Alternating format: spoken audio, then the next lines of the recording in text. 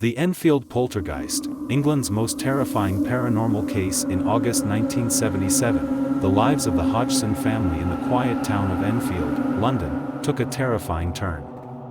Peggy Hodgson, a single mother raising 4 children, never imagined that her home would become the center of one of the most well-documented paranormal events in history. One night, as 11-year-old Janet and her 13-year-old sister Margaret lay in bed, they suddenly felt their beds shaking.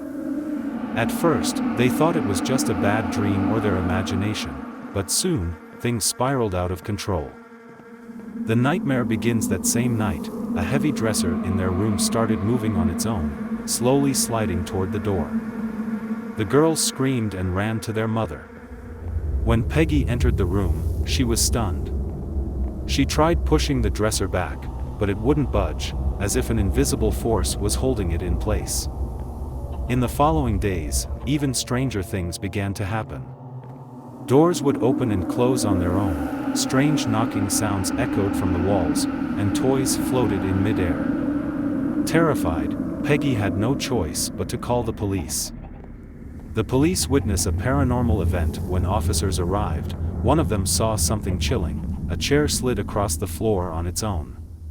However, since there was no logical explanation, they had to close the case, leaving the Hodgson family to deal with their nightmare alone. News of the haunting quickly spread, attracting journalists and paranormal investigators.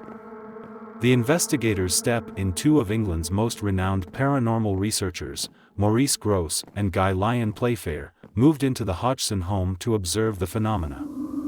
What they witnessed over the next several months would go down as some of the most disturbing evidence of supernatural activity ever recorded.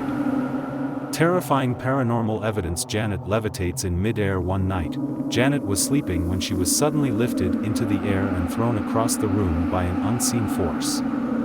This event was captured in a series of chilling photographs, making headlines worldwide.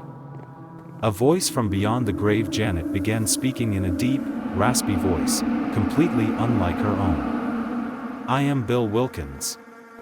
I died in this house," she said. Investigators later discovered that Bill Wilkins was a real person who had lived in the house and had died of a stroke while sitting in a chair in the living room. There was no way Janet could have known this. Objects moved by an unseen force. Furniture shifted on its own, dishes flew through the air, and eerie shadows appeared on the walls. Skepticism and Janet's confession. As the case gained worldwide attention, skeptics argued that it might have been an elaborate hoax. However, years later, Janet admitted in an interview, "We faked about 2% of it, but the rest was completely real."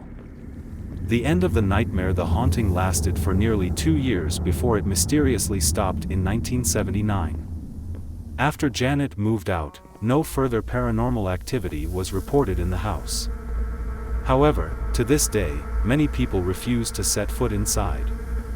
The terrifying events of the Enfield Poltergeist inspired the 2016 film, The Conjuring 2, cementing its place as one of the most chilling supernatural cases in history. Do you think this was a real paranormal event or just an unexplained mystery?